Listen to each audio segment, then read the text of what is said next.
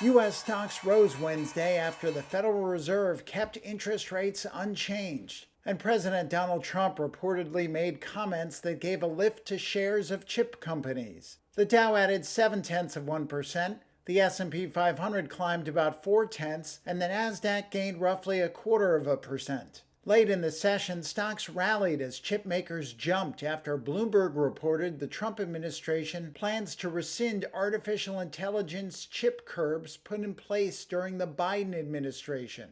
A spokesperson for the Commerce Department later confirmed to Reuters this was in the works. Shares of chip makers Nvidia and Micron Technologies jumped 3% and more than 2.5% respectively. Earlier, the Fed kept rates steady, with the central bank saying the risks of both higher inflation and unemployment had risen, further clouding the economic outlook as it grapples with the impact of Trump's tariff policies. Eric Ditton, president and managing director of the Wealth Alliance, says Fed Chair Jerome Powell is waiting for more clarity before making any move on rates. Trump's policy has flip-flopped. I've said before, he tariffed, he untariffed, he retariffed, and then he partially untariffed. So if you're a corporate CEO, it's extremely hard to plan when you don't know the rules.